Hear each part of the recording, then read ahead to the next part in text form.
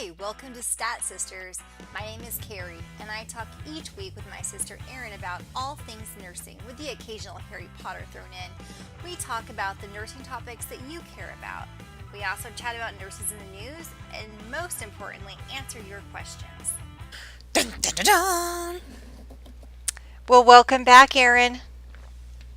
Welcome. I feel like we've been gone for so long. I know, because we took a week off last week for Thanksgiving. How was your Thanksgiving?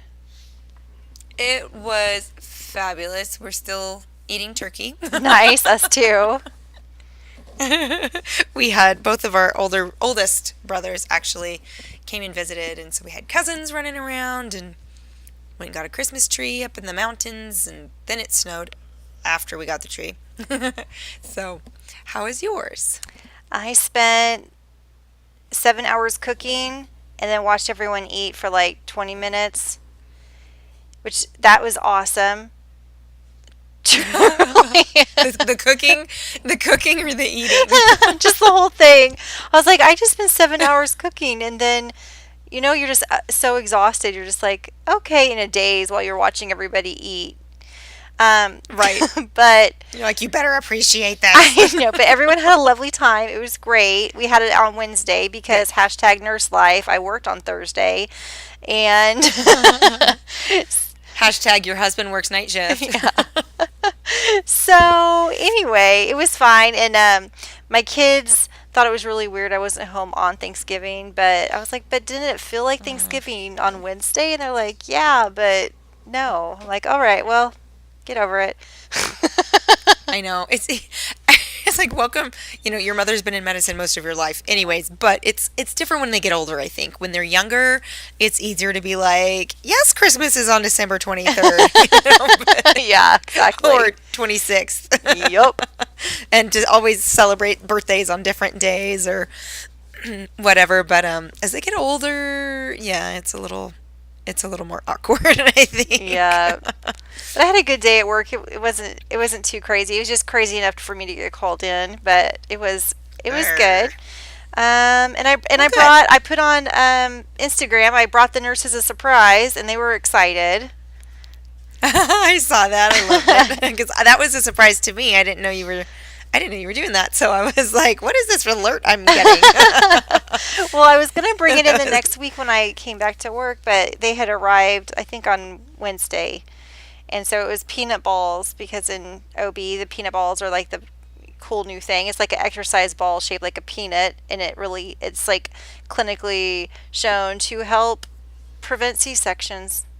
So it's a good thing. I needed a peanut ball 12 years ago. Just saying. I know. Obviously not statistically is important, but it doesn't prevent all C-sections, obviously. Right. Yeah. Let's put a disclaimer out there. Yeah. It's not a miracle. Like, oh my gosh, all I need is a peanut ball, honey. I know it does reduce the risk. So anyway, they were excited about them, so that was a plus. Good. So you had a good a Thanksgiving Eve celebration, and then a decent day at work. And you gotta go home more early on Thanksgiving, right? Though. Yep, I left at 4.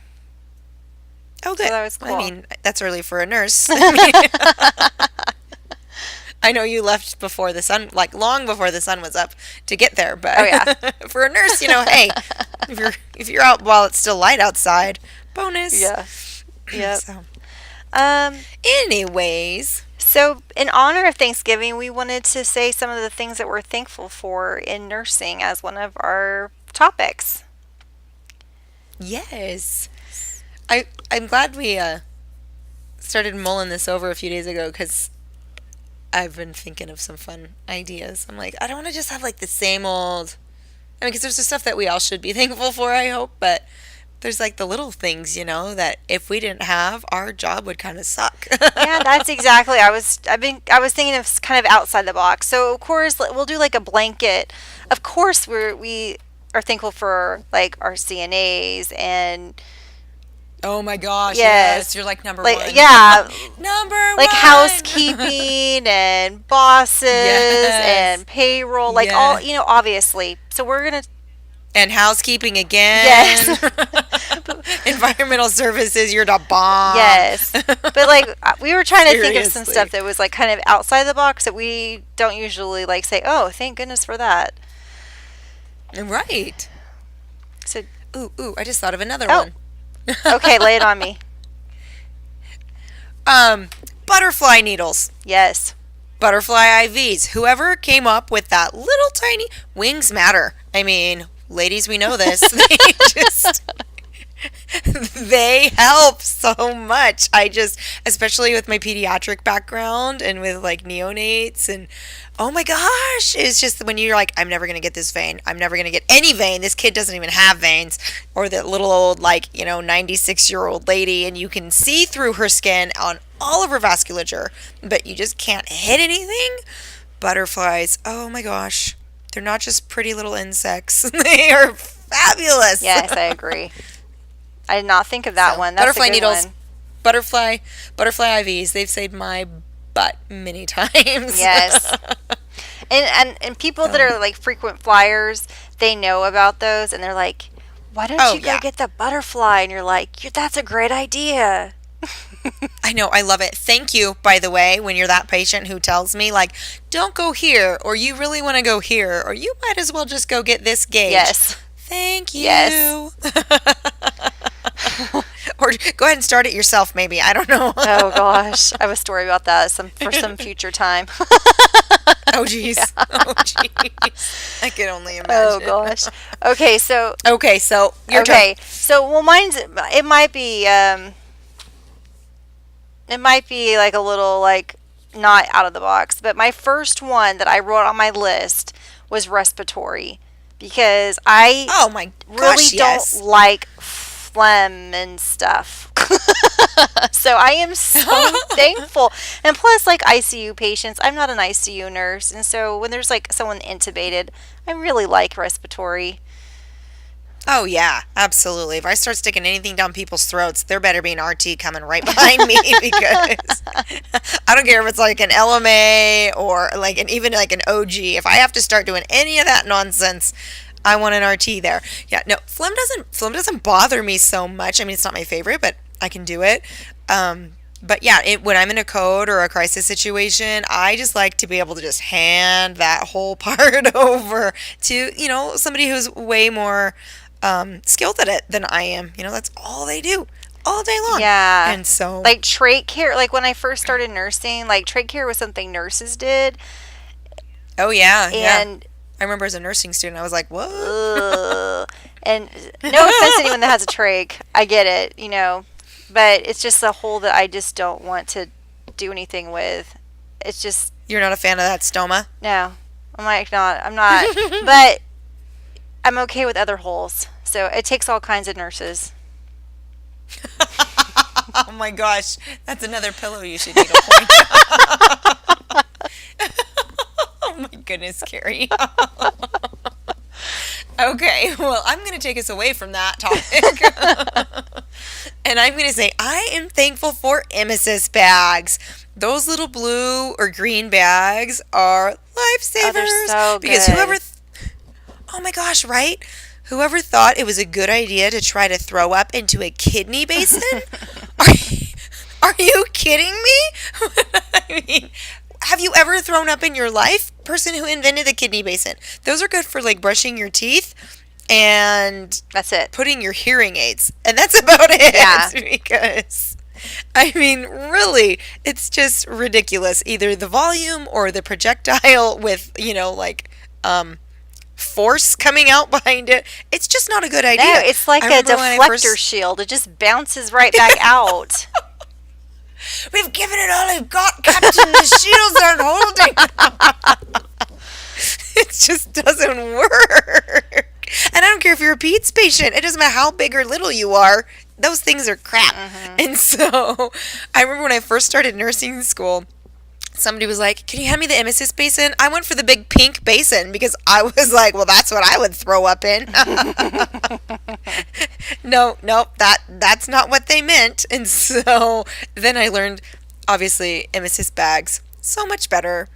And you can just twist them off like a loaf of bread with unpleasantness inside. And Yes. Conveniently measure right there how many liters of Blech. emesis you have. Gross. Oh, come on. You are a labor nurse, so you don't ever see your mom's Oh throwing yeah, up. no, that's part of the deal. Exactly. Almost 100% of them throw up at one point or another. Right. So you should be a little used to it. Yeah. But anyhow, yes, I am supremely grateful for emesis bags. Awesome. Well, I am thankful for med scanners, and a lot of people do not like these devices. Do you have those? Oh, I at, do. At your Oh, department yeah. at St. Mungo's? Yes, at my department at St. Mungo's, I heart scanners. Yeah, they have prevented me because everyone thinks that they never. I mean, not everyone. People might think that they don't make med errors, but usually it's because you just don't catch it yourself. And I have been, Or you're a big fat liar. yeah, and med scanners have prevented me to at least 2 or 3 times, either not giving or giving a med that wasn't ordered, even though I thought it was, stuff like that, or like you just walk into the Right. wrong room, and it has saved me from making a med error, and I like them a lot. Absolutely. No, I emphatically agree. And yes, there's been times that I have caught pharmacy's mistakes or an input mistake or, a computer error. So obviously, we can't just blindly trust the scanner and the computer. But there have been, in the system of checks and balances, I've exactly. Let's try that again. I have the exact same experience, Carrie. There's been, I don't want to say like numerous times, at least 5 times a day. No. It's like Russian roulette. You just get all the meds and you start scanning them to see which one is the right one. It's nice. Just pull everything I can out of the Omnicell. And wing it. No. I don't do that. If my boss is listening, especially. No, but in all seriousness, there has been times, maybe I'm going to give there's a metoprolol or it's a metoprolol XL, and even when you go to get a second nurse to verify, it still makes me nervous because if there's I'm getting that red X, if I'm getting a barcode read error, and even if I have a pharmacist on the phone, and I'm reading it out to them, and we're overriding, or I have another RN at the bedside and we're reading it together and looking at the order and independently verifying and overriding, it still makes me so nervous to override because I think, am I the one who's messing up or is it the pharmacy? So I love that little double check, triple check, quadruple check, whatever it is at that point. Me too. Do you have another one? Sure. Oh yeah, I got bunches. Wait, we already mentioned that one. I got to cross those ones. Merch. Oh, this goes along with my other one. I guess I should have just done a twofer. Alcohol swabs. I mean, really. I love those babies. I use them all the time. Oh, yeah. I use them to clean. I clean my badge with them because as a peds nurse, I'm always putting like stickers on my badge, and so I have to change them out with the season. So it's something as simple as that, or like you look down at your badge and you're like, oh, I do not know what that is on my badge. Gross. We're just gonna go with body fluid, and we're gonna clean that. I clean my stethoscope with them. I clean my pins with them. I obviously use them what they're intended for, and it's very convenient to have them like in little pouches. But along with that, I am one of those nurses who does. Some people say it's an old wives' tale, but I use them along with my emesis bags because when my patient's about to hurl, that is the first thing I can shove at them. Yes. And while I'm searching for an emesis bag, and then I get on this Zofran or the Finnergan or Compazine or whatever. No, I open it up and drop it in the bottom of the bag. I know. I stick it right under their stinking nose. As I'm doing it, I say, does the smell of rubbing alcohol bother you? Boom. And they're like, no, not at all. I'm like, okay, good. Take a whiff of this. So, yes. I remember hearing in nursing school from, I don't think it was even my OB. I think it was my med-surg professor, my instructor.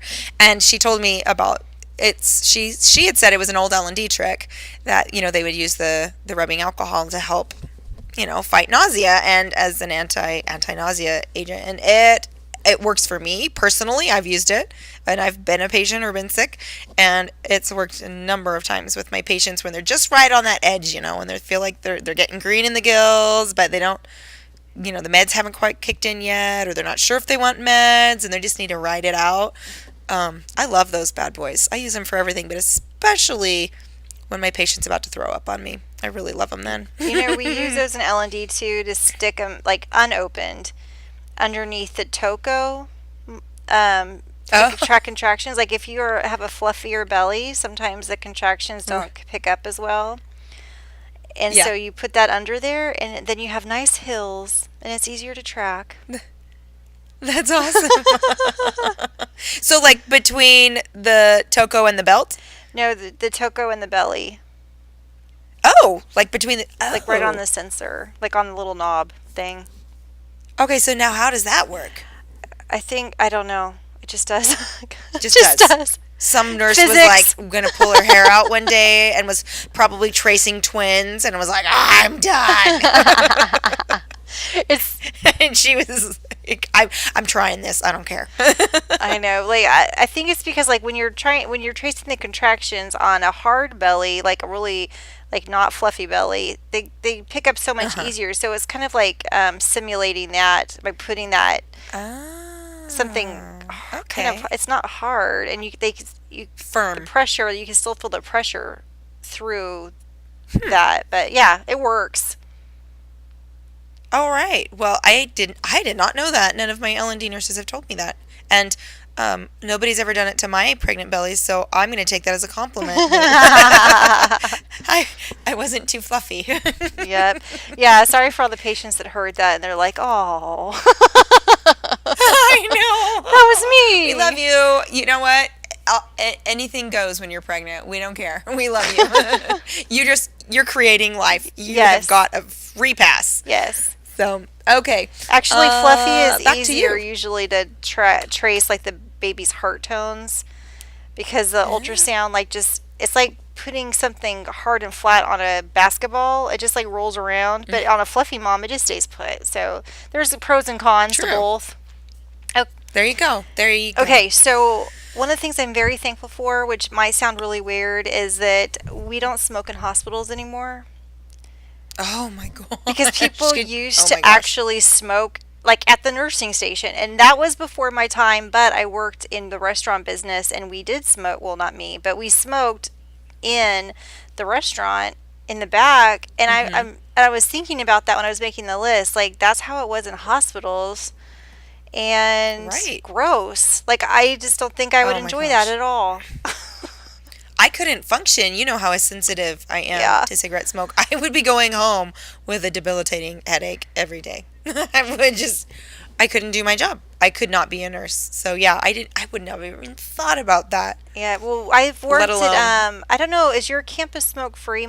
Mine is not. It is. It's not totally smoke free. But I worked at a company or a hospital system that was completely smoke free, and like, even the employees were swabbed every year for tobacco. Like you pay like a higher premium if you smoked or dipped. That's ours. Yeah, and no one was allowed to smoke like on the property.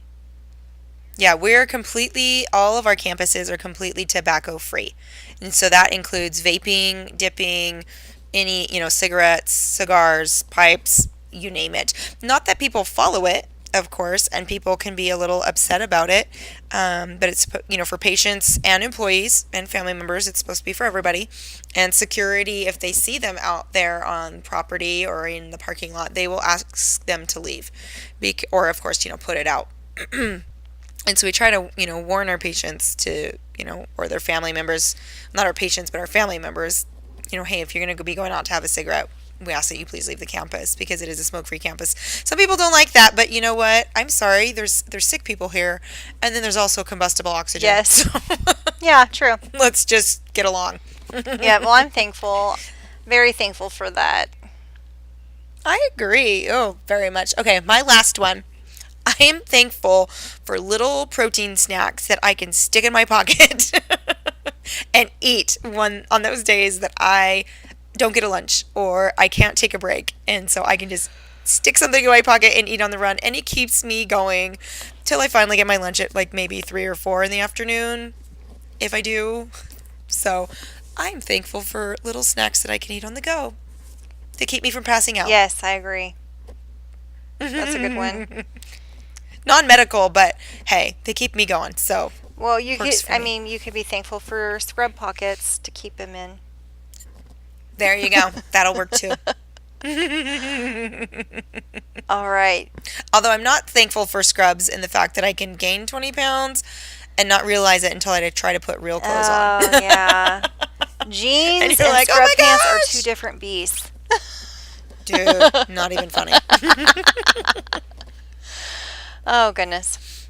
Okay. Okay. Are we done with thankfulness? I mean, not done with thankfulness. I'm over gratitude. Could we move on? That was so last week. Let's move on. Honestly. What can we complain about? Seriously, Carrie. No. No, I think that we've spent 20 minutes on it, so we should probably move on. Oh, wow. Hey, moving on. Okay. Okay. But actually, no, before we move on, I would like to hear what people are thankful for. What are you thankful for in medicine? What are the little things or even the big things that make your job easier or worthwhile or even just doable some days? What are the things that you're like, oh my gosh, I love this? Send us a note, drop us a line on our Facebook page, or email us at statsisters@gmail.com. I would love to know what people are thankful for in addition to the things that we've been chatting about for the last week or so. Yeah. But now I'm ready to move on. No, that's a great idea. And also, you can go right to SoundCloud and comment. We've had a couple of likes true. on there, which is awesome. Thank you very much. But Thank you. totally comment. That'd be awesome. we really want to hear from you because we love you guys. Okay, all So. 20 of you. Just kidding. Hey, we've like almost tripled our numbers. We are super popular And with the someday- 20 people that listen to us. Who cares if half of them are family? Because we love them too. Oh, that reminds me. I have to say hi to my biggest fan, which is Zizi. Hi, Zizi. That's my little niece. Thanks for loving us. All right. Are we ready for our next topic? I'm ready, girl. Okay. Our Okay. next topic is work spouses. And I'm not talking about people that you're actually married to. I'm talking about those people. Oh, okay. So it isn't actually for me. No. It's about those people that, just like a spouse, things aren't real unless you talk to them at work about it. And it's just like, it's the person you look forward to going to work and seeing. Your shift is so much better when they're there. And if something happens at work and they're not there, you're like on your phone texting them or calling them the next day because they're your work Yes. spouse. And like you are totally in sync. And it could be like female or female male. Like gender doesn't really play an issue, like a part in it. It is No, it's- totally like, and it's totally platonic. It's just you are like, They complete you. yeah, they do complete you. Thank you. I was like, you're connected at the hip. I like that complete you better. So do you have a work spouse other than your real spouse? Oh my gosh, yes, you are giving me like all the feels right now. I'm just like, yes. I do. And I'm really glad you didn't mean my actual spouse because I was like, wow, this is going to be incredibly awkward. I don't think everybody wants to hear about that No, I for don't. 15 minutes. I'm like, well, and then there's this one time we ate lunch together. No, I do. I totally have a work spouse, although we're kind of, we're not on a break. One of us are on getting hazard pay. One of us is overseas, maybe. What's the analogy? My work spouse, for the last year or more has been Rachel, my friend Rachel. Hi, Rachel. Hi, Rachel. She listens and she loves us. And we work together in pediatrics, and and it's funny because we weren't even on the same shift. She was a night shifter and I was a day shifter, but I would flip-flop and do nights a lot of time. And so, but on the days, even if we didn't work our shifts together, on the days that we'd get to report off to each other, or like, oh, are you back on tonight? It was just, it was like you said, you just got all like excited, and like they give you your, all the little warm fuzzies, and you get to share things, or you'd be like, oh my gosh, you can't believe the shift I had today. So yes, Rachel was totally my work spouse, and now we are in separate units, and it's so sad. That is sad. I enjoyed all my coworkers in pediatrics. I truly, truly did. We had we have a rockin' unit there. But yeah, I don't know, Rachel's my buddy. Well, I've had a ton of work spouses. Well, yes, I have. That's true. I've had Rachel. Maybe I'm just like a work sleaze. I don't know. I'm like, I have Rachel and Alex. Oh my gosh, Alex! I love. Oh, I still get to see Alex because she's now moved to L&D, so that's exciting. I was gonna get over a big hug. So and many before that, I've had Mallory and Amanda, and yeah. Oh gosh, I could keep going. So I've had Okay. so many work spouses because I've changed units in hospitals several times, and people come and go. So this is not an inclusive list, but Yes, neither was mine. I'm feeling guilty now. I'm sitting here like, all these people I should have named. but one of my near and dear work spouses was Crystal, or K-Rod, and she is the one that introduced me to Hypno Babies when we were way back on Med Surge together. And so I am forever grateful because she just opened up my mind to a whole other way of giving birth. And she was like my Hypno Babies coach, and when we were on L&D together, and she just rocks. And then and then Connie, she is an amazing nurse who we were in mom baby together, and then we split up, like, and we called it like we were separated because I went to L&D and she went to NICU. But we still, like, had visits and stuff, and we hung out. But I missed when we were in mom baby. It was so much fun. And It's so sad when those pairings get like, it's like a breakup, but not like under bad circumstances. Somebody just moves on, and you're just like, your world is so sad for a while. I know. And so, and then the last one is Shelly. And it's so funny. I think it's so funny because we are so much alike, and like our souls recognize each other. Like the minute I started working at the hospital that she worked at, but I was like in she was a staff nurse and I was like in leadership. And so we didn't actually really start being friends until after I quit working there. Oh, really? Yeah. But it was like, we knew that we were like soul sisters. It's so true, though. There's times you're just like, you. Yes, it was so weird. And people like would mix us up. Like they would call me Shelly, they call her Carrie, and like it was just really funny. But then like she's like my best friend, of course.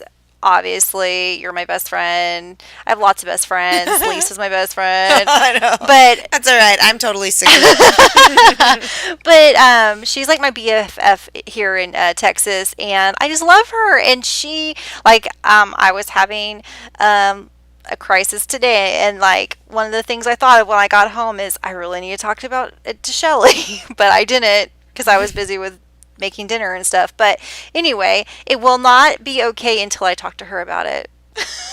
Even right. No, it's totally true. I get it. I totally get it. Even if you don't work together anymore, Yeah, we don't work together anymore, but yeah, it's still there. So yeah, work spouses are awesome, and I think it's important to people get jealous. It's true. People get jealous, so you have to like sometimes like make sure you're including other people and not just be. Yes, just like dating at work, you got to be careful. Even though you're not, reiterate, you're not legit dating this person. It's totally platonic. Yeah. We just mean you have a connection. You're buds. Yes. But you do. I mean, you have to be careful because some people go a little extreme and like pair their schedules and things like that. And it's fun, of course, obviously, to work with your best friend or your work spouse, but as a cohesive team, you really need to be able to work with other people Yeah, too. you do. So, And your day shouldn't be ruined if you like have to work on a different unit than her, or Exactly. you just gotta roll with it. But yeah, exactly. You should be able to still function independently. I didn't know, okay, I didn't get explained the rules of the contest here, so I feel like I want to redo because I didn't know we could name more than one person. So now I'm like, well, in that case, because who did I mention? I mentioned Rachel. I mentioned Alex, who she was one of those kindred spirits in PEDS that we started working together actually on the unit within like a month of each other, and we just totally hit it off, and I just love her to bits. And we got to lunch, and she just loves on Liam, and she's got this cute little dog Minnie, and Liam loves Minnie, and Minnie went to lunch with us one time. And anyways, and then I mentioned Mallory and Amanda and Mandy. Jerry, I have to mention Jerry. She was the bomb. I worked with her when I very first started she's still alive. She is the bomb. When I very first was a new postpartum nurse, and she's a seasoned L&D nurse, and I was also going through kind of a rough patch in my life at that point personally, and she just took me under her little mama wing, and we just became such good friends, and she's such an amazing woman and nurse, and I just love her to death. Let's see. what about that? What about that guy from nursing school that's always commenting on Facebook? Who's is? Yes, Jason. Yes. Hi, Jason. Yes, he's awesome. He's one of my buds from nursing school. I had a ton of great people in nursing school. We've never actually worked together, or I think even in the same state, for that matter, or in the same area of nursing. But he's always got my back. He's always supporting he's always making funny comments when I have a bad day, and he sends me like pictures or memes on Facebook, and my husband thinks they're hilarious. And Yeah, he cracks me up. Gets it too. Yeah, he does, and he's just smarmy. And yes, Jason is hilarious. And then lastly, I'm going to say you, Carrie. Oh, I was going to say that. Oh, look at that. What do you know? I was saving that for last. What are the odds? We always talk about stuff, and we don't break HIPAA. We are good little nurses, but we get each other's lives as far as, we're moms of big families, and we're working moms in nursing, and so we get the whole medical aspect, and oh my gosh, you can't believe the shift I just had, or oh my gosh, I just got floated for the third time today, or whatever it is. It's just not real, even though I've never worked in a shift ever, even close to working with you. You're totally gonna be my work spouse. You totally are. You're the first person I called today, like as soon as I left the parking garage. Of course I was, and I knew that. I had no doubt. And then you're like, oh, my husband's calling, and I was like, okay, fine. That's all right. Oh gosh. Because our guys get it too. Our guys they totally, do.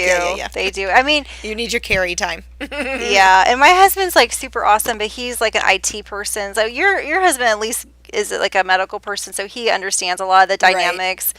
Right. But right, but he's not a chick. And yeah, it's a different dynamic. It's a different relationship. It is, so. And like my husband probably really appreciates all the people that I talk to about medical, because he does not enjoy it. He does it right? Because he loves me and he supports me 100%. But yeah, I don't think he cares that I'm like talking to everybody else about all that stuff. No, so here's JJ giving every single person you just listed a big old fist bump. Oh gosh. Oh my gosh, one time. Oh my gosh, this is like so embarrassing. Like, and Crystal and Jay already know this because it happened. They were all there. But I had Crystal come over to my house for it was Drew's birthday party, And like Crystal and I were like work spouses, but we weren't like really best friends. Like she has lots of friends. She's like super popular and she's awesome. And JJ was like, "Hey, something about your best friend Crystal." And I was like, I turned red. I'm like, "Jay, you're embarrassing me. She's not my best friend." I'm like, well, no, actually, I think I said, "She's my best friend, but I'm not hers." In front of her? Yes.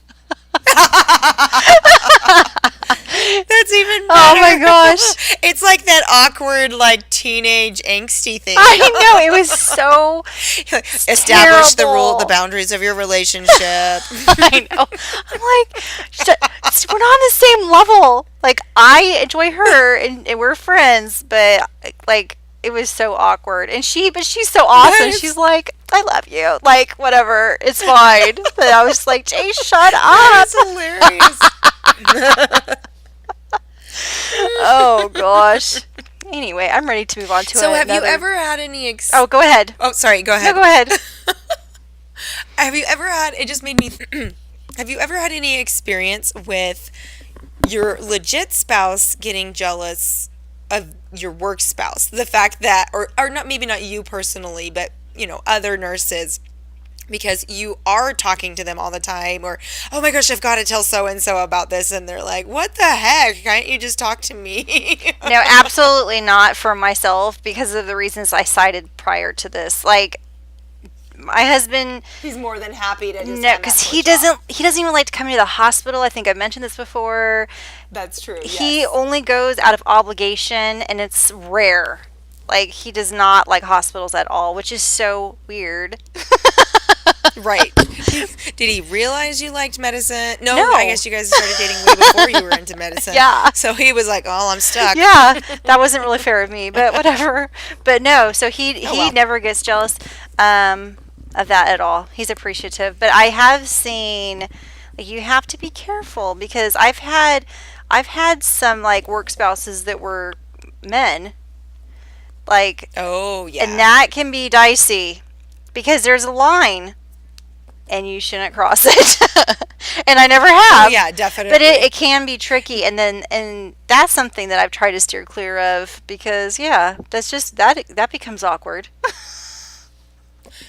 Well, I think, you know, of course, just the whole the gender thing, but I think just, I mean, I've never had an issue with it, but it just sounds to reason, you know, especially once you cross that line in your work spouse relationship where you actually become friends outside of work as well. Like, oh my gosh, you know, then you begin talking like all the time because you share everything. But, well, I guess it'd be like you and I mean, Ryan and JJ don't care that we chat all the time. No. I think the time I talk to you is probably close to the amount of time I spend talking to my husband. So. Yeah, I talk to you Or more. at least maybe it seems like I did. Ryan says it's just because he's passive aggressive. Whatever. Oh my gosh. But I did. Get back in the kitchen, Ryan. I was working with this one physician, and I had like a professional crush because I get really super impressed with people's credentials, and like he had to say, I was working with him for school, and he is amazing. Like, he's an amazing physician, he's an amazing scholar, he has an amazing CV, he's just amazing. And so I did talk about that incessantly for like 3 months, and so I think that Oh, jeez. did get on his nerves a little bit. Right. Not a romantic crush, but you were just like infatuated with his intellect. Yes, I was like, he's like amazing, and I learned so much from him, and I just couldn't stop talking And your about husband's it. like, "Yes, I get it. I've lived out before." That's awesome. That's more like a mentor relationship, though. That's true. Really. No, yeah, he definitely wasn't my work spouse, but I couldn't stop talking about it. Seriously. That's hilarious. I could totally see that because you are a little bit Ravenclaw, and so I could totally see that. And then, I know. Yes, exactly. and I had to write it down. Let me quote it to you because I just want to get it right. Yeah. Oh, yeah. No, yes. Totally. I have a whole notebook full of notes that I took during that 3 months on my shelf. That's fabulous. Well, I'm glad you've had abundant support through your career. Well, along those lines of when you're getting all that abundant support and you have your work spouses or your mentor, your mentors or whatever, well, of course we give each other advice all the time. And that's you and I were just talking about that earlier tonight. We have given each other so much advice over the years. What is some of the best advice or maybe just some of the more noteworthy advice that you've received Well, throughout your career? so when I was doing my clinicals with a clinical nurse specialist, when I was in my master's program, I got this really great advice from this seasoned nurse, and she just was a straight talker, and she had been a CNS for a very long time, and she said you get your best deal going in. And she elaborated because I was like, she had worked at the same institution for a very long time.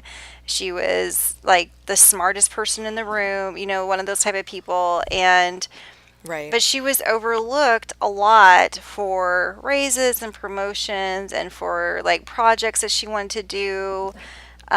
Like she had seen everything. She has seen that, how the evolution of medicine and nursing, how things come back around. I mean, she has seen things come back around 2-3 times. Like she knew, Wow. like probably the direction that we should go in the ICU and whatnot. And then she told me, she's like, once you've been around at an institution for a while, they kind of start ignoring you. Like your ideas aren't as the new, fresh ideas, and they will hire someone to come in that has all these new ideas, which aren't really new, and they're the ones that get like the big salary and everything, like because they have to entice these new people to come in. Right. And I was like, what? Because I was still at the mindset of you go and you work at a hospital and you retire from there. Right. And she was like, don't, if you. Well, and that's how things used to be. Yeah. And, she did that. I'm sure. I haven't kept up with her, but I'm sure she never left. Like, she was so far in that she was definitely going to retire. But she's like, don't do that. She's like, do not do that. You change hospitals every few years and you get your best deal going in and you make sure that they give you everything you're worth. I was like, yes, ma'am. Wow. See, and that's something that's a little outside the box. I wouldn't have even thought about that. And that's a really interesting perspective. I hadn't heard that because I work with a lot of seasoned nurses who've been in our institution 20 years, 30 years, who are on their way to retirement, just retired, going to be there shortly. And I would have never thought of that because to me, I look up to them, as a newer nurse or a comparatively younger nurse, less experienced. They are my role models, Right. And my mentors, and because they have just such a wealth of knowledge.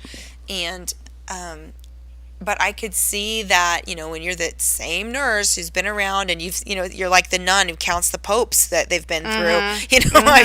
I've been through 17 different directors and whatever. And And it's they're not like, oh, yep, Gladys has another opinion again. Exactly. I could see that they would just start kind of waving you off. And that's got to be frustrating as a nurse who really has so much wealth of knowledge to share. Wow, I would have a hard time with that because I'm such a big mouth. I would be like, you need to listen to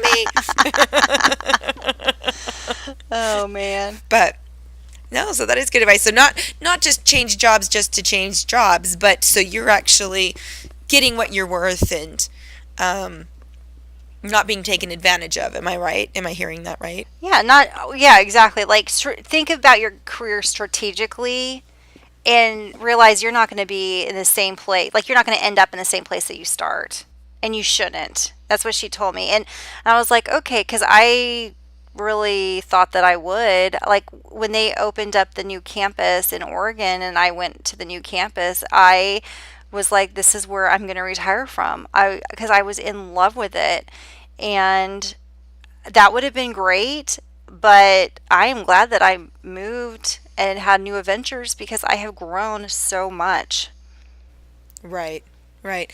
Well, and I think the world has also changed even in the last 20, 30 years, before, not just in medicine, but careers in the workforce in general. It was very unusual to change jobs, other than like a midlife crisis, really, or your entire operation goes belly up. Most people, you entered the workforce in your, teenage years, even, or your 20s, after schooling, and that's where you stayed. Yeah. You worked for the same firm, you worked for the same office, the same practice, the same business, the same whatever, in almost any field. And then that's all you did. And nowadays, especially I think in medicine, because with nursing, there's just such a variety of things you can do clinically, non-clinical, just, and on down the line, that it's much, much more common to change, not careers, but, I mean, even careers, but to just change your jobs and change your employer multiple times throughout your life before retirement. Well, do you have any advice you've enjoyed that have helped you? Dude, you're making my voice seem really petty. I was thinking along the lines like, because I know I've been given a lot of advice, and things that I do, I guess when I'm like training, I think of the little things, like chart in the room, and make sure you're double checking your meds, and always double check your heparin nomograms, or those kind of things that Important. we get those advice. Yeah, they're super important. Oh my gosh, yes. But, I wasn't thinking like on a career level. But I think honestly, what's helped me and with my retention and my burnout as a nurse, or potential, or lack of burnout, I should say, is taking care of myself. And it sounds kind of silly because you're like, well, what does that have to do with your patient care? But to me, it has everything to do with my patient care. If I'm coming to work rejuvenated and I'm not stressed and I'm not dreading that shift, I'm more on my game. I'm getting, I'm going to think on my feet better. I'm going to be catching things sooner. I'm going to be, one step ahead of where I should be. And really just, in that zone when it comes to taking care of my patients. And so if I'm taking care of myself, I've brought food. I know I'm going to eat that day. I have my water ready at the desk. I've gotten a good night's sleep. I've checked my, if I have emotional baggage or, kids stuff going on, I've checked that at the door, or made a plan that I just so I'm not stressing about it, that if I take care of myself, and especially take care of myself while I'm on my shift, whether that's advocating for my needs, because maybe my assignment is just unsafe or whatever, that if I'm taking care of myself, it's going to trickle down and only bring good things to my patients. And then also in that shift, in that exact moment, but also bring me, help in my career and help me not want to just quit nursing, because we know it's a hard job. It's emotionally taxing and physically taxing and mentally taxing. I mean, it's exhausting sometimes, but to be able to keep wanting to come back. And so I think just the advice, take care of yourself, Erin. Take your breaks. Make sure you're drinking your water. Make sure you're eating. Just those little things. It's made a big difference for me in my shifts and in my job. Well, I think that's really good advice. I thought so. But at the time, I was like, well, duh, of course I'm going to eat. Well, no, you're really not. But, and don't feel guilty. I mean, how many times have you gone to a lunch break and felt guilty about it? Yes. Who else does that? I mean, really.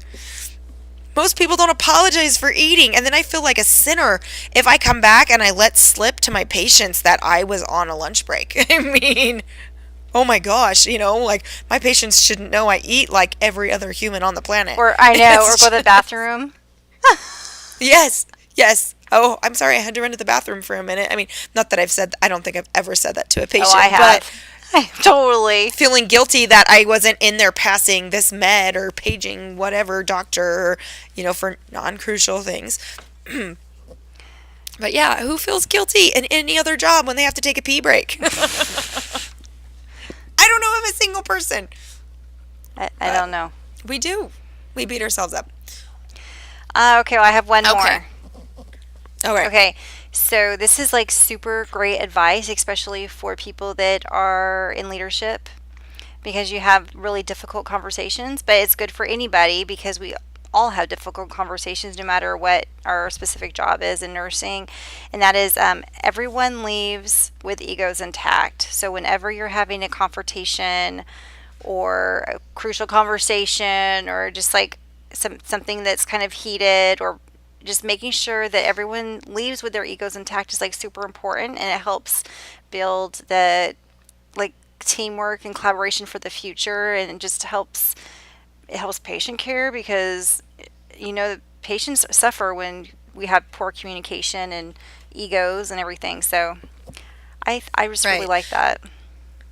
Well, and it starts, it's not just the way you end it, because really if that's your goal, that changes the way you even start the conversation, because that's what you're working towards, rather than making a big hot mess and then trying to clean it up at the end, because that just comes off sounding petty. Yeah. And like you don't really care, like you're just trying to sweep things under the rug and, oh, okay, so are we okay now? Yeah, Nobody wants to be Oh patronized. gosh, that's terrible. Yeah, but exactly, going so- into that conversation saying, like, thinking, how are we going to end this where we're both okay? Right. It just brings a whole different approach. It's not demoralizing or demeaning a staff member, or having them feel attacked. Even if they did make a mistake. For instance, if that's what they're needing to be talked about, it's coming at it from like, how can we work on this together? How can we prevent this from happening again? How can we help you? Whatever it is that you're discussing, I think it just makes the person feel supported, or maybe you're not going to see eye to eye, but they know that that's okay. They don't have to leave that office wondering like, oh my gosh, is my job on the line here? Yes. Just because we don't agree on something. So, no, that's a really good one. What a good little leadership person you are. Well, I totally stole that from my boss. She's amazing. Well, apparently, because it is. We're scoffing at it a little bit, but it's true, and we've all been on both sides of that chair. Well, maybe not all of us, but we've all been on the side of the chair where we're getting a talking to, probably. Yeah. But, and where you've had it come positive feedback, constructive criticism, versus feeling like you're getting raked over the coals. And those are the days you're like, I don't ever want to come back here. And obviously that's not a good feeling to have or to perpetuate with your employees. Right. So do we have any sponsors? all right, well, I was just going to say, I'm feeling really silly because I know I have received tons of great advice over my career, and from professors to colleagues to my work spouses to but good heavens, I can't think of I'm feeling a little silly because I feel like I should be giving people more credit. That's okay. I'm sorry, everybody who's yelling at the radio, what about this? I think that you can't remember because it was such good advice. You've already adapted it into your practice. I've assimilated it. I am the Borg. I've just assimilated it. Yes, all. exactly. Okay. Sponsor time. I know. Who are we brought today? Who are we brought to today by? Let's see. We are brought to you by the Borg. Hello. Complete assimilation of all advice, good advice that you are given, and all nursing concepts. You just assimilate and move on. And you just take over the next task, just like the Borg. Nice. Nice Star Trek reference there. Yeah, I had to call it out do what because I some can. people don't understand Star Trek talk. Oh, yeah, sorry. Star Trek. My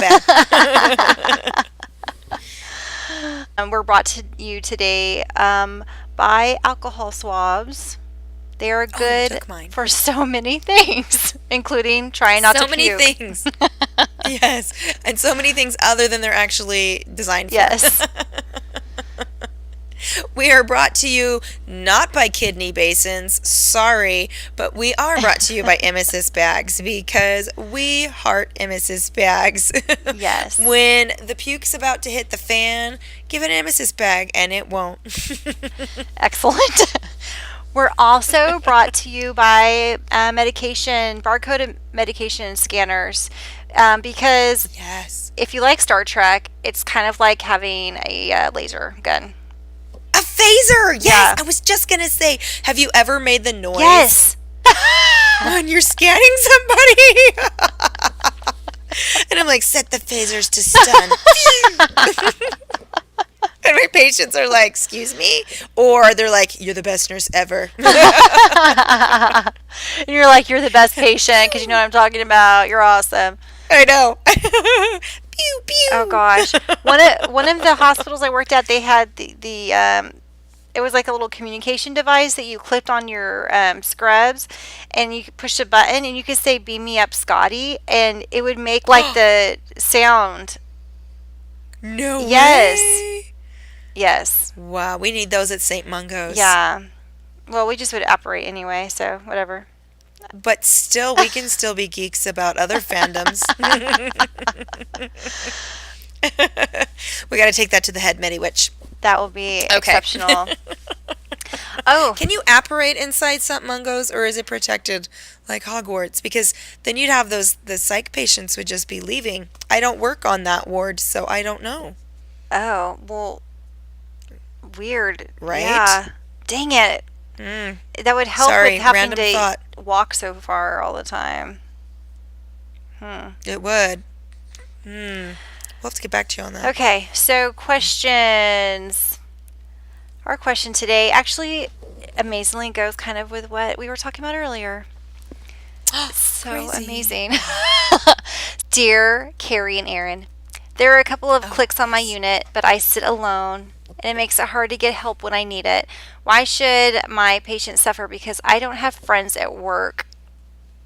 Oh, that makes me sad. You're on a mean unit, question person. You need to go somewhere else. All right, sorry, maybe that's not an option. Okay. So what do we tell Well, this I person? have an idea, but I feel like I always talk the most. So I think you probably do, but that's okay. Do you have good advice Well, for this that's person? that's a reflection of life. That's actually kind of hard for me because I've gone from I'm a very social person, but in the past few years, I've noticed that because I take lunches later on purpose, I just prefer to take my lunch later in my shift, because otherwise I'm starving by the end and I don't have time to eat ever again because my shift gets busy at that time. So I have grown accustomed to having the lunchroom pretty much by myself, and I really like it. And I love my coworkers. It's not that, so oh my gosh, please don't get offended. But I don't want to have to sit there and watch Judge Judy or some home renovation show and make small talk. I just want to decompress. And so maybe I'm part of the problem. Um, well, I don't know. Or Ryan and Liam will come visit me when they can for lunch. So then I'm hanging or with my family. you're talking to your stat sister. Right? I'm talking to my work spouse in Houston. Yes. So I don't know, because I hope I'm not doing that, because I'm more than happy. I'm the same way when I get my hair cut or get a massage. I'm just like, don't talk to me. This is my alone time. I'm sounding like a snob. No, I think it's legit, and I think we use so many words every day to do our jobs. Like silence is golden. It is fine. It is. Um, And it's only 30 minutes. That is not very long. no. No. Self-reflection is good. It's a good practice. And just emptying the mind sometimes is good. I'm all into that. Right. Well, my advice Right. to this lovely questioner is, I feel like I've seen this happen many times, and there's like a story going on in your head that probably isn't the story going on in their heads. And sometimes you might be Right. completely right. Maybe they are like totally spouses, and they are just enthralled with each other, and they just want to do everything together, and they want to make their rounds together and everything. But honestly, if you think about it and you do some reflection, have you really asked them for help, for one? Right. And have you gone and tried to, be friendly and make overtures? And it may not happen the first time, because people do a lot, especially if you're kind of new. You have to build a history with those people. But very few nurses would actually, if they knew that you needed help, not help you, but you need to let them know you need help. Precisely. And I was just going to say that I've worked on small units and large units, and regardless to the size of the unit, if I knew the staff well, even if I floated, I have never really felt, well, not often. It's rare that I felt that I wasn't supported. Even if I am afloat, I feel like I can always, especially in a crisis, be like, hey, there's some things going down. My patient's crumping. I need help now. And you usually have a plethora of support. What do you need? What can I do to help with your other patients in your group? Do you want me to get the charge nurse? Do I need to call the physician? What can I do for you? And I feel like as nurses, we're generally really good about pulling together like that and looking at the bigger picture in a crisis. Maybe when you're not in a crisis and you're just really slammed, I think maybe that's the harder situation, because as nurses, it's hard for us to ask for help because we feel like it's a reflection on our performance, and we feel like we're not performing well enough, and we internalize, even though nobody's telling us this, we're not getting in trouble, but we internalize that we should be able to do it all ourselves. And sometimes the assignments we're given, it's just not possible. Maybe everybody's just a crappy patient that day, everybody's really sick that day, or everybody's a really heavy acuity, but we still have a really hard time asking for help. But you think if I've got my buddy, they're going to see that I'm drowning, and we try to, we help each other. But honestly, you shouldn't have to be buddies with somebody to get help on a unit. You shouldn't have to be buddies with somebody to offer your help on a unit. Yes. That should have nothing to do with it. Yes, and I think that's something important for the people that are enjoying each other's company. Maybe your patients aren't that busy today, so you're, at the nursing station doing some charting and chatting. Like I had a rule, or maybe when I was somebody down the road is drowning. Yeah, and you honestly, you probably don't even realize it, because they're just, they're handling their stuff, and they're, popping in and out, but you're not really paying attention. You're just thankful that it's not, you're not the one that's like crazy that day. It's true. But I had a rule for myself. I worked nights for a very long time, and there are times when it is not busy on night shift. And before I would sit down, like I would take care of all my patients, and I would chart on all my patients. But before I did anything else, like read my emails or worked on, CBC, continuing education or anything like that, I would go and ask every single person, what can I do to help you? And then after, do you need a med pass? Yes. What can I do? And then I would be like, okay, nobody needs my help. Then I would sit down and do stuff. And then I would periodically, like if I still wasn't busy, like go around and ask everybody, what can I do to help you? Right. And I wasn't the only one that did that. And it made life so much easier.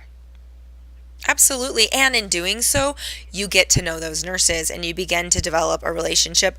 And no, you certainly don't have to be friends to help each other out, but it is nice to know, like, you get to know people's strengths and weaknesses, and you get to know, like, hey, so-and-so is an amazing IV start, or so-and-so, they're really good at, conversion tables, or they're great at respiratory sounds, or, whatever it is. You get to know those things, and it's kind of nice to have that little ace in the hole, because we all have different strengths. Yes. And so in doing so, I've done that, and especially if I'm a newer on the unit, or if I'm, like when I'm charging, I want people to know me, and I want to get to know my team.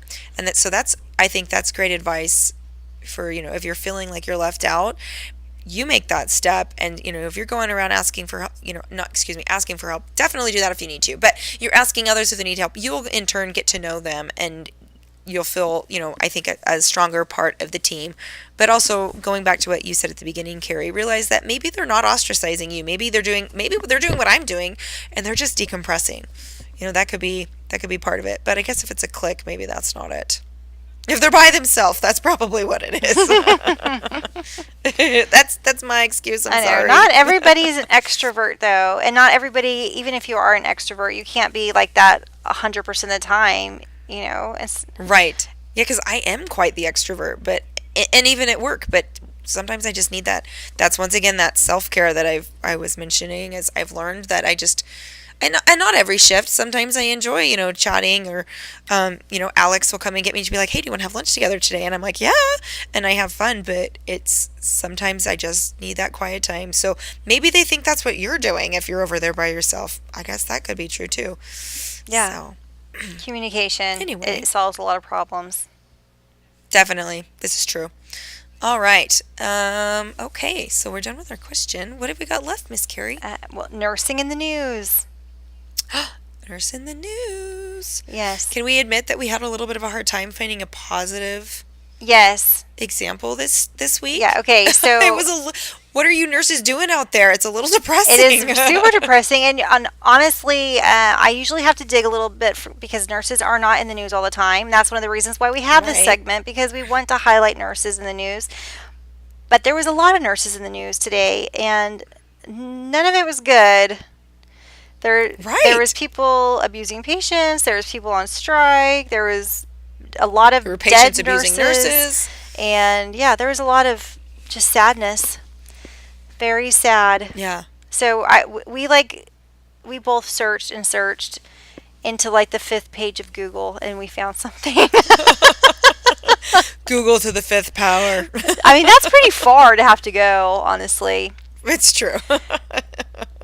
Okay.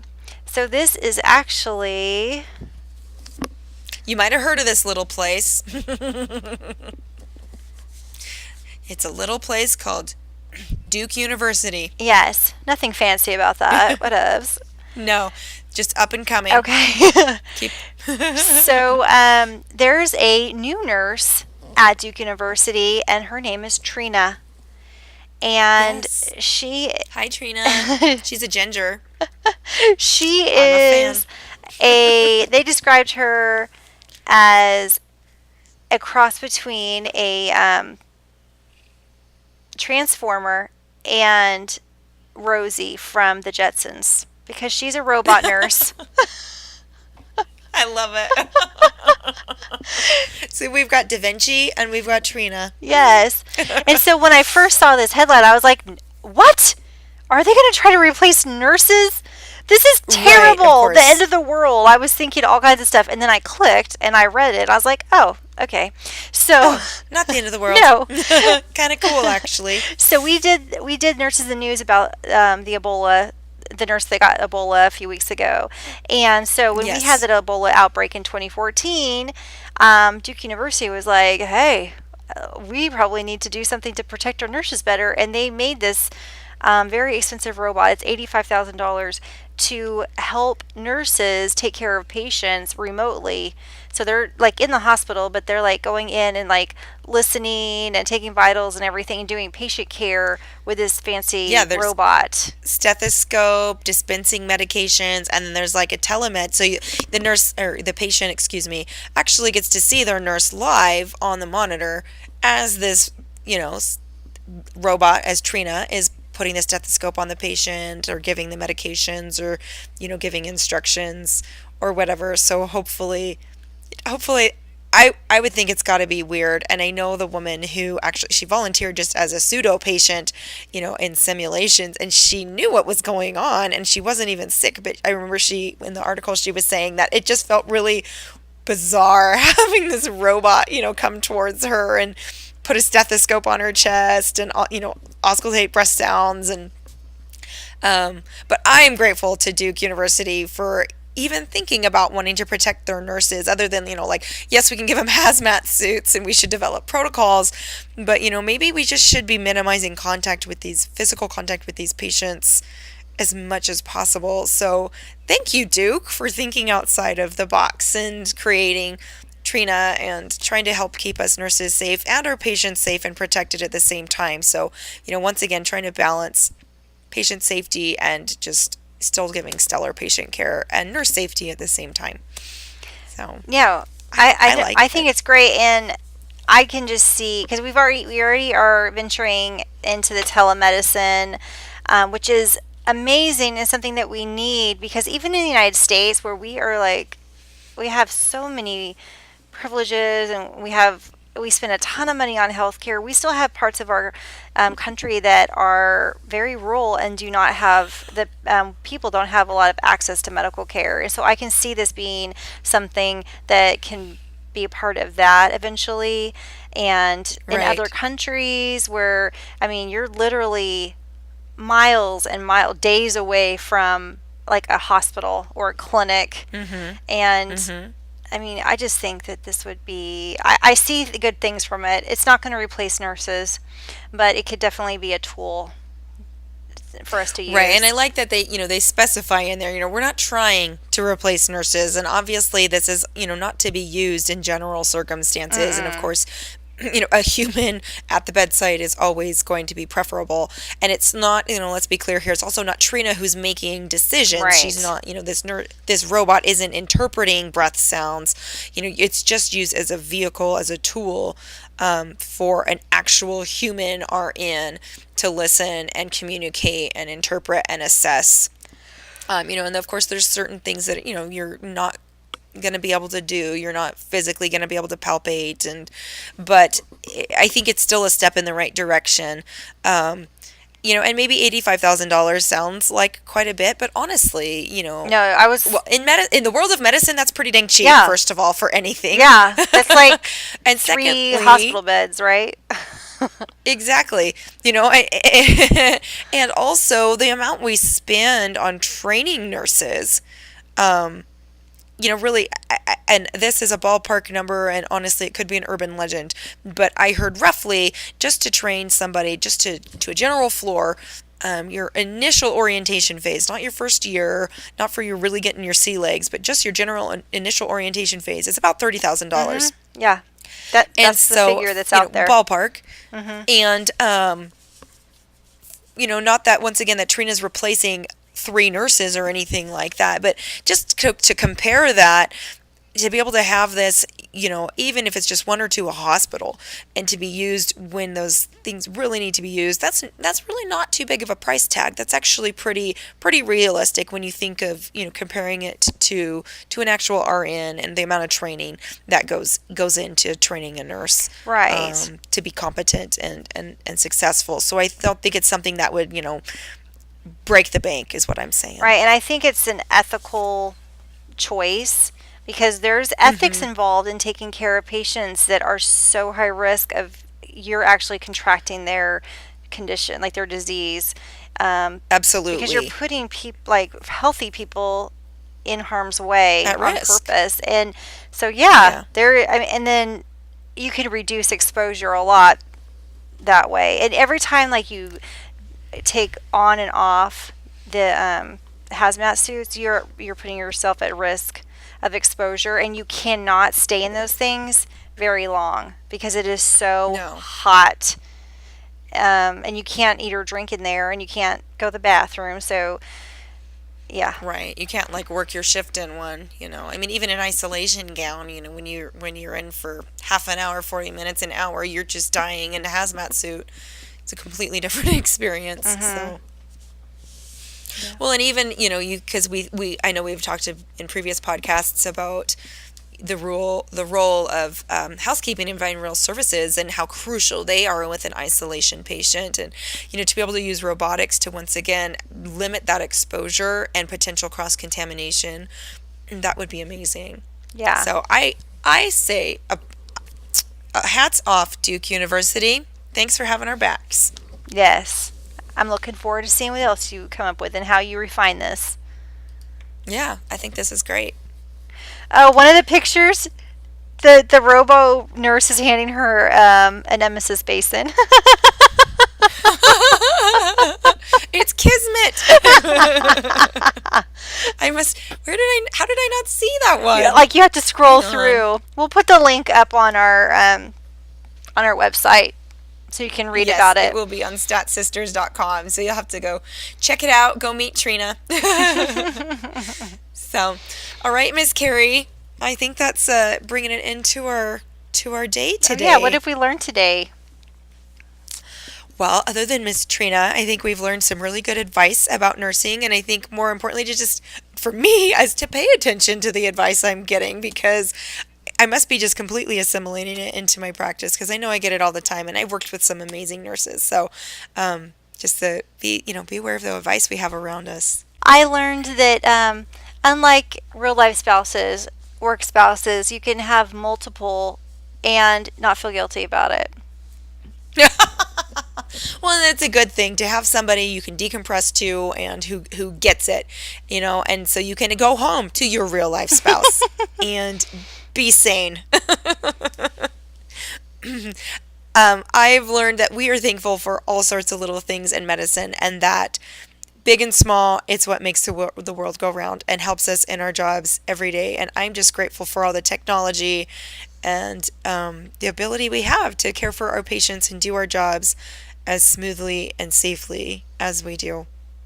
I mean, I think of just the basics, antibiotics and soap and water, and thinking like Florence Nightingale and the mother of nursing, and how things have changed in the last 10 years, 20 years, 50 years, back to the beginning of the century and back to Florence Nightingale's time. And it's just astounding that all the things that we have at our disposal these days. I'm very grateful for all of those. Yes, she would be very happy. Yes. Thanks, Flo. I know. You're the best, Flo. You're such a girl. You got her back. All right, well, it's been lovely chatting with you. I think I'm going to sign off now. Okay. All right, guys. So you know the drill. Let us know your comments. Let us know what you're thankful for. Give us some feedback. Let us know your questions. Find us on our Facebook page, Stat Sisters. You can email us, statsisters@gmail.com. Or you can go to our statsisters.com page. We are on Twitter. We are on SoundCloud, iTunes, YouTube. We're everywhere. We're like Big Brother. All right, guys, it's been great talking with you. Hopefully you're listening. And we'll talk to you next time. Bye. Bye.